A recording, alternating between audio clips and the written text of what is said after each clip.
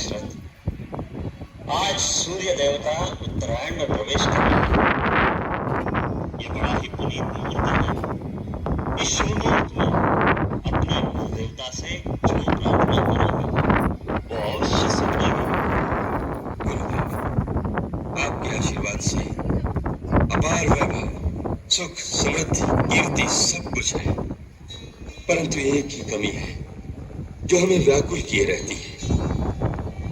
जिस सूर्यवंश में महाराज इक्ष्वाकु, दिलीप, भगीरथ, रघु, हरिश्चंद्र जैसे परम प्रतापी यशस्वी राजा हुए हैं, क्या क्या वो रघुकुल दशरथ के साथ ही समाप्त हो जाएगा? क्या हमारे बाद पितरों को पानी देने वाला कोई ना होगा? महर्षि वशिष्ठ, कुल देवता सूर्य भगवान से हमारी यही प्रार्थना, यही पुकार है, सूर्यवंश का सूर्य दशरथ के साथ ही अस्त न हो जाए। आप तो जानते हैं गुरुदेव कि कोई माँ कहने वाला न हो तो स्त्री अपने आप को पूर्ण नहीं समझती। एक माँ के हृदय का आंगन जब तक सुना रहेगा गुरुदेव, तब तक संसार के सारे सुख वैभव इन महलों के खालीपन को कभी नहीं भर सकते। आप तो त्रिकालदर्शी है गुरुदेव, हमारे मन की व्यथा तो आप जानते ही हैं।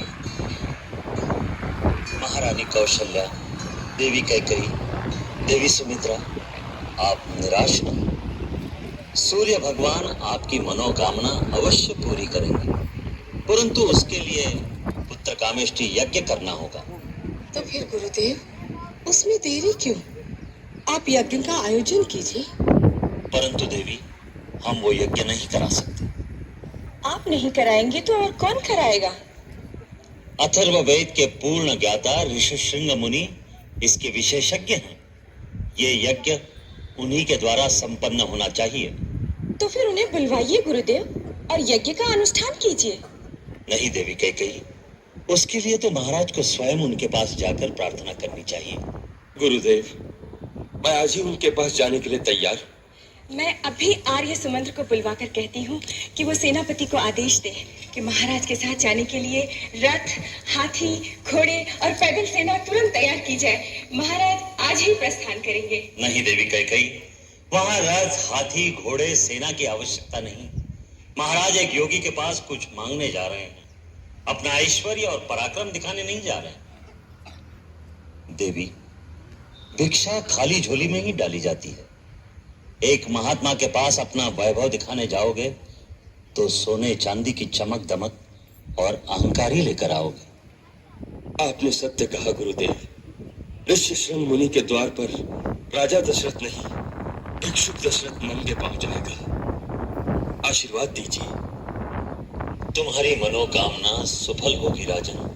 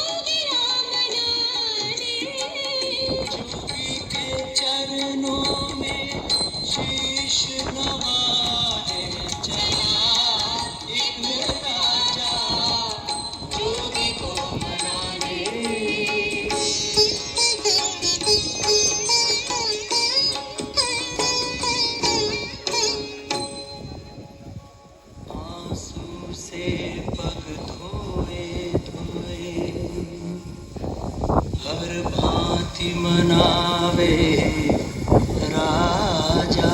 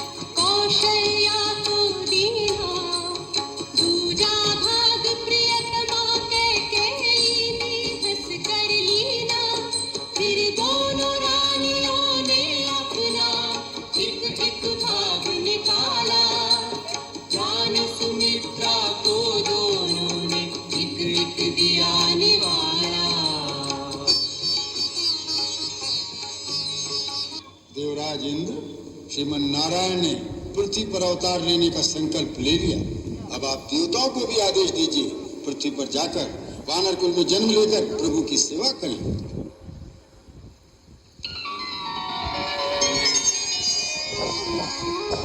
नौमी तिथि मधुमास पुनीता, शुक्ल पक्ष अभिजित हरि प्रीता,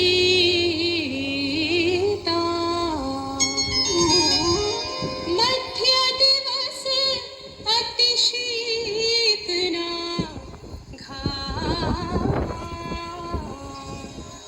पावन काल लोक विश्रामा।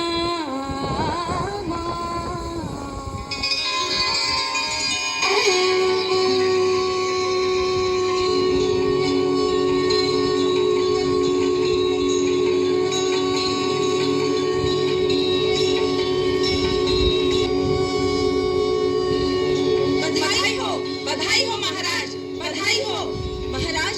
महारानी कौशल्या ने पुत्र को जन्म दिया है। बधाई हो महाराज।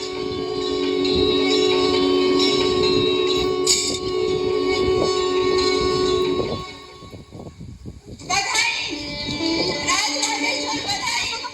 मेरी माँ बन गई। मेरी कैकेयी रानी ने पुत्र को जन्म दिया, वो माँ बन गई, उसका मान बढ़ गया। जय जयकार। मंथरा रानी कैकेयी से हमारा अभिनंदन कहो। महाराज का जय जयकार। मेरी कैकेयी रानी का जय जयकार। मेरी कैकेयी रानी का जय जयकार हो। महाराज, देवी सुमित्रा को पुत्र हुआ। नहीं महाराज, एक नहीं दो पुत्र हुए। कृपा कृपा सुने भगवान।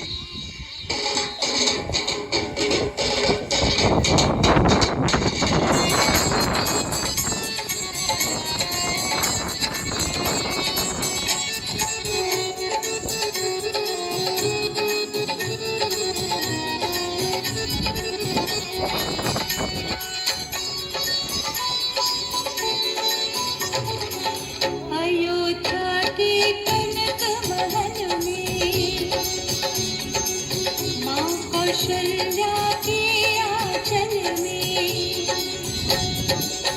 अयोध्या के कनक महल में माँ कौशल्या के आंचल में जन्म लिया मेरी राम, जन्म लिया मेरी राम। जगत में धूम मचे चहुर, जगत में धूम मचे चहुर।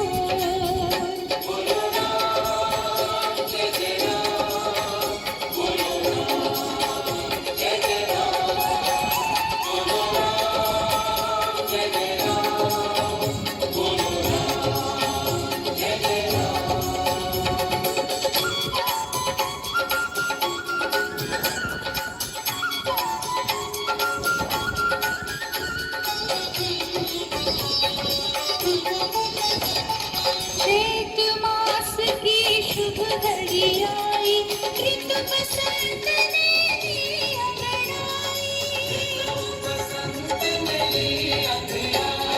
चैत मास की शुभ घड़ी आई, ऋतु बसंत ने ली अंगड़ाई। नाचे मोर कुहके कोयलिया, नील वरण मेरे राम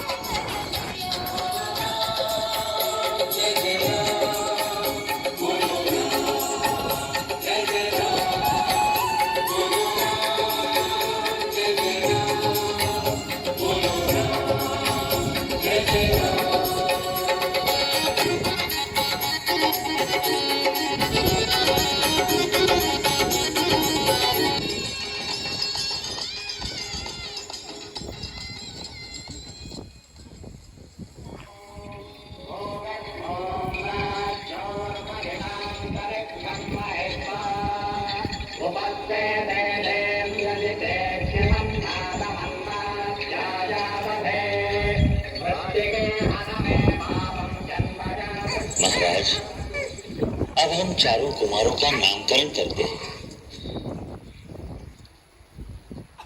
कौशल्या नंदन का नाम केवल 2 अक्षर का, किंतु इतना महान कि अनंत ब्रह्मांड उसमें समा जाए।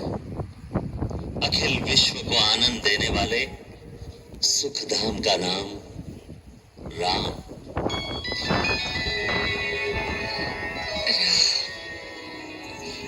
मेरे राम। और कैकेयी के इस लल्ला का नाम क्या होगा? त्यागमूर्ति, धर्म स्वरूप, जगत का भरण पोषण करने वाला कैकेयी कुमार विश्व में भरत के नाम से विख्यात होगा।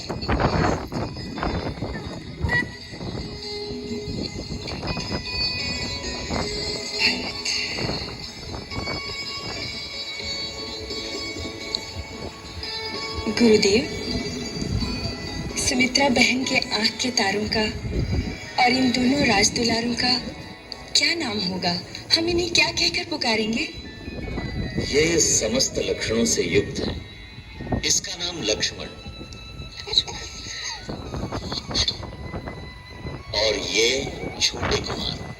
छोटे हैं पर इनके नाम से शत्रु दहल उठेंगे, सो इनका नाम शत्रुघ्न होगा। शत्रुघ्न, राम, भरत, लक्ष्मण, शत्रुघ्न। गुरुदेव, चारों भाइयों की कुंडली में ग्रह नक्षत्र कैसे हैं? क्या पूछा अयोध्यानाथ? चारों पुत्र मानो चारों वेद तत्व उदय हुए हैं तुम्हारे कुल में।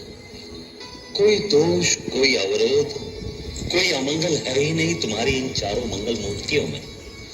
रघुवंश के सारे राजाओं में सबसे प्रतापी यशस्वी होंगे ये चारों कुमार। एक योग दृष्टिगोचर हो रहा है। वो क्या है धर्ममूर्ति? वैसे तो चारों भाइयों में भ्रातृ प्रेम युग युग तक बखान किया जाएगा, परंतु विशेष रूप से एक और राम लक्ष्मण की जोड़ी और दूसरी ओर भरत शत्रुघ्न की जोड़ी ऐसे होगी जैसे एक प्राण और 2 शरीर। धन्य भाग मेरे दोनों बेटों के अपने बड़े भाइयों की छाया बनकर।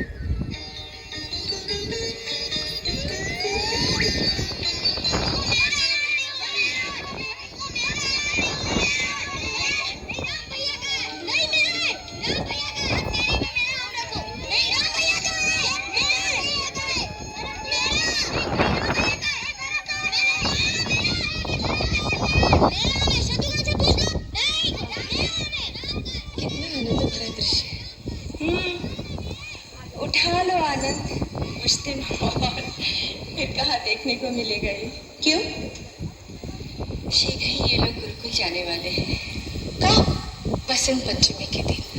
हाँ, उसी दिन तो इन लोगों का यज्ञोपवीत संस्कार भी है। और फिर ये वशिष्ठ के आश्रम में चले जाएंगे। इतनी जल्दी? इन लोगों के बगैर तो राजमहल सूना हो जाएगा। आप महाराज से कहिए ना कुछ दिन और रुक जाए। नहीं, इसे रोकना संभव नहीं। यही मुहूर्त विद्या आरंभ के लिए सबसे शुभ माना जाता है।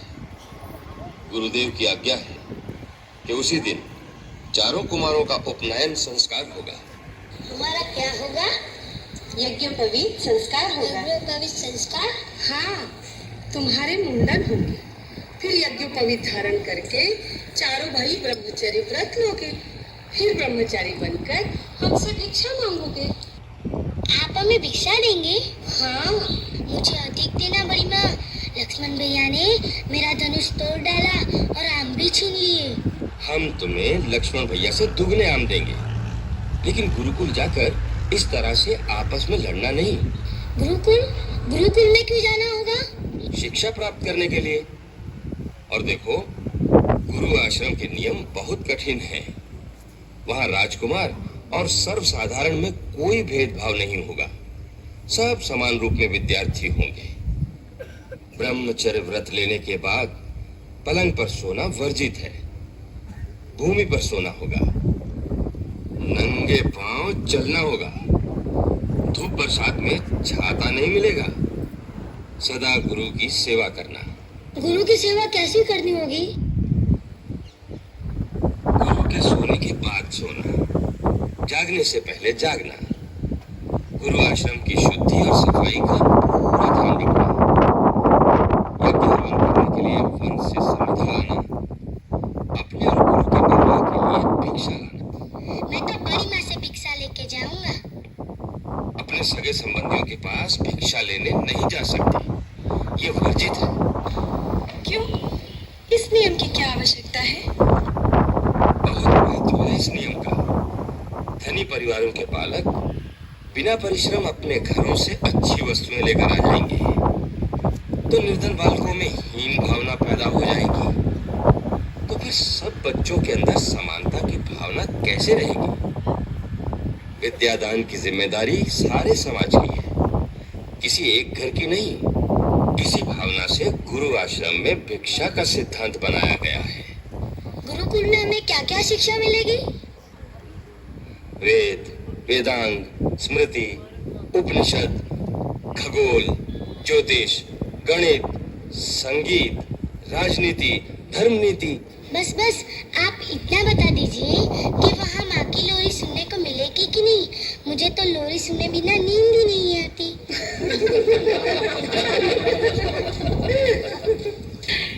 लो और सुनो। गुरुदेव वशिष्ठ ने इसकी जन्म कुंडली देखकर कहा था, शत्रु भी दहन उठेंगे इसके नाम से, और ये जन्म भर माँ की लोरियां ही सुनता रहेगा। बड़ा वीर पुरुष बनेगा तू तो। क्या वीर पुरुष लोरी नहीं सुनते? हाँ? सुनते क्यों नहीं? पर वहाँ मैं तुझे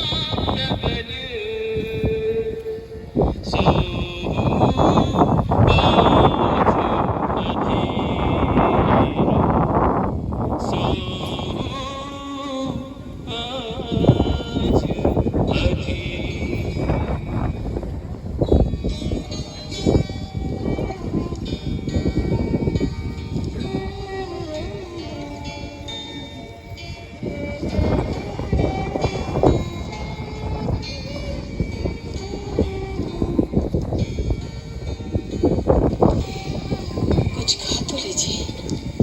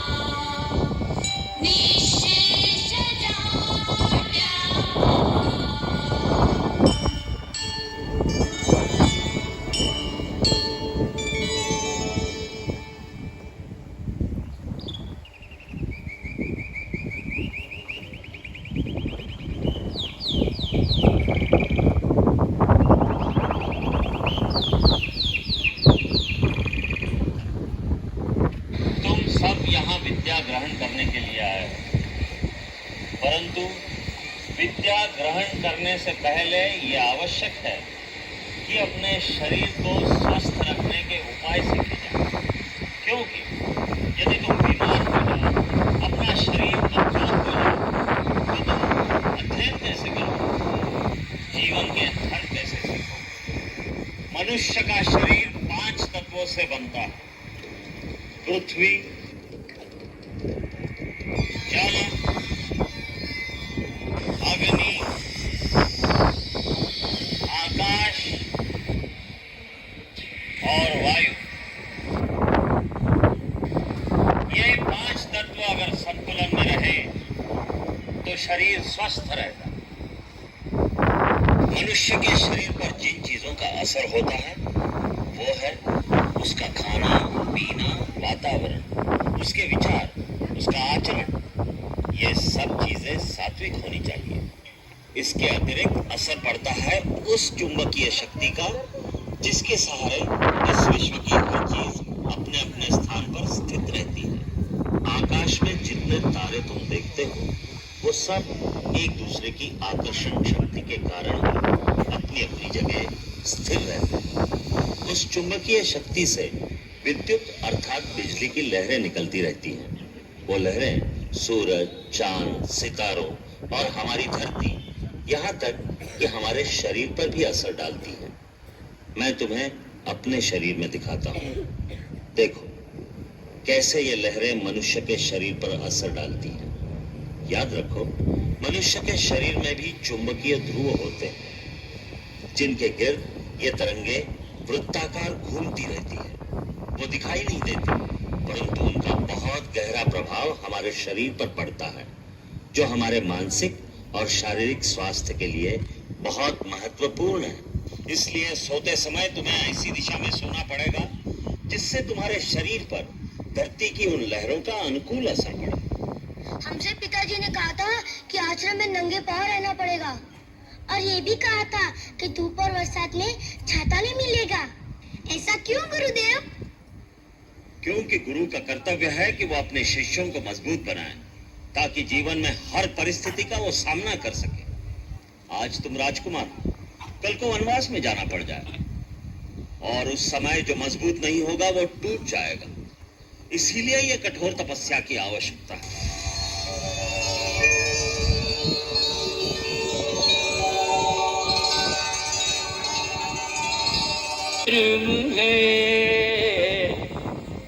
जीवन कर्म प्रधान, जीवन कर्म प्रधान। हर स्थिति में जी सके, घर हो या वनवास, कर्मवीर बनकर रखिए।